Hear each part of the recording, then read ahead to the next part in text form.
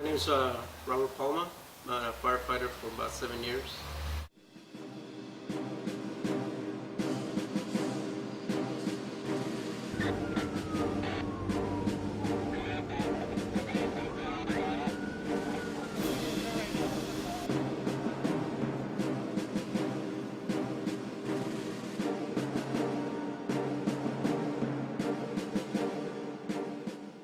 I became a firefighter in 2005. Longest running job before I got this one was in security. I was actually a security guard for an amusement park. So I was there for a very long time. Worked, with radios and doing tech reports and security stuff and working graveyard, watching stores. I had a lot of fun in my security job before I got this one, but definitely this is what I wanted to do. So I was selected out of a test that I've taken in '98, so I was on a waiting list for about 8 years, so it was kind of a struggle to get in. I actually was in the Navy. I joined the Navy soon right out of high school. 1990, one of the first main goals was to get as much experience as I could and be part of a fire department on board the ship. And I wanted to get some experience through the military in order to prepare me for this job. And fortunately, I did. I did active duty time soon after I did my reserve time.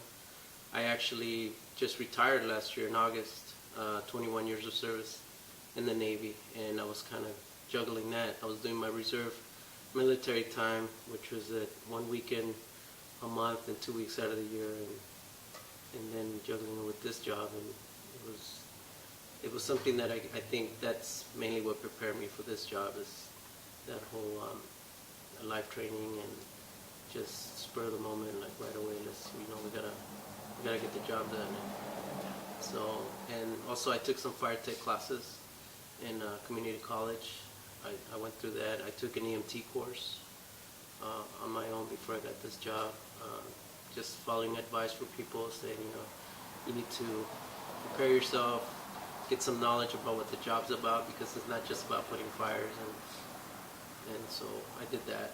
I got a lot of medical schooling. Also did finished paramedic school recently and went through UCLA, so I got my paramedic stuff. So it's a dream of mine since I was in elementary to always be a firefighter, so I pursued it.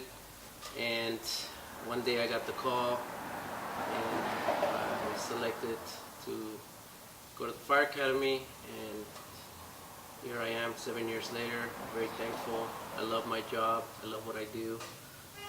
I enjoy coming to work every day, just seeing different things, doing different things, whether it be rescues or fires. Like, you want to do that as a fireman, but there's also other things that we do for the community as well.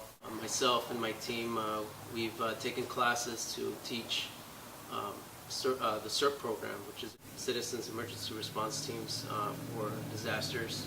We take time during our busy schedule to go and educate on how to properly respond, whether it be the earthquake disaster, hazmat, medical, or anything like that. That way we can have an understanding on how to respond to an emergency in case we can't respond. As well as we do what we call show me's. We go to elementary schools and talk to the kids about the importance of knowing what emergency numbers to dial, such as 911. We talk them about smoke detectors. Also, we talked about stop, drop, and roll, which is if your close catches fire. So we kind of let the kids know. Also on how they can approach us with any questions that they may have. Sometimes they feel a little intimidated by the way we wear a uniform and we look like a big, projection to them. So we just make them feel comfortable around us, that they can come and ask us any questions that they want, and they're very open about what they want to talk about. Also, we do fire prevention. We go around the community and do inspections in businesses to make sure everything's up to fire code, everything's fire safe, preventative measures, and I think that's been an attribute to the less amount of fire calls that we get, because the majority of our calls are medical. So we get a lot of medical calls.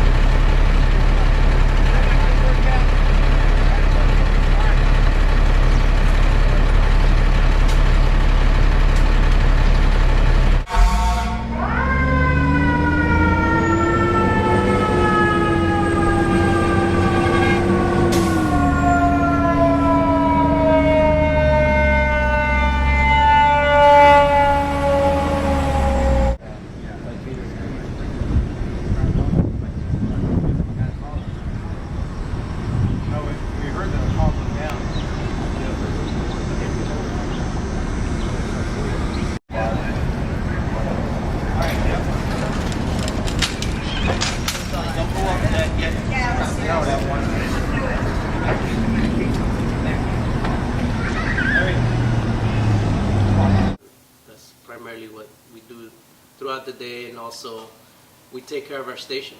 And one of the things that I think a lot of the public doesn't know is that we actually cook our own food here. We go shopping like if we were roommates. We pay our internet, pay our cable bill like any household, and we try to contribute to try to get amenities when we're away from home, from our loved ones, to try to make it easier here, because our shifts are 24 hours, and sometimes if we have to stay here longer, then we need them things to at least give us some peace of mind, so we can continue doing what we need to do as far as taking care of the rig, the equipment, and just upkeeping everything. We do that. We upkeep everything. We do maintenance on ladders, our equipment. Obviously, if it's some heavy mechanical thing that needs to be done, it goes to the mechanic. But smaller projects, that we can do at the station, we'll try to do that and correct it ourselves.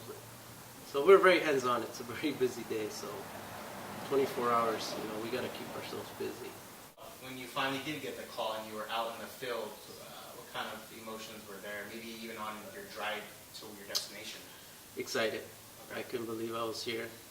Just listening to the sirens, and just like when I was a kid watching the fire engine go by with the lights and sirens, and hoping one day I was going to be there, and next thing I knew I was the guy in the window.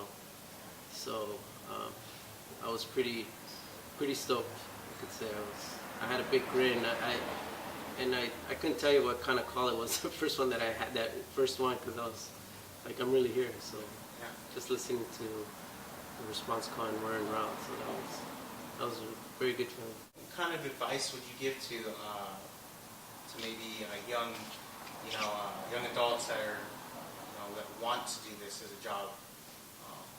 Would you have any tips for them? Any advice? Try to get some classes done. Go to school.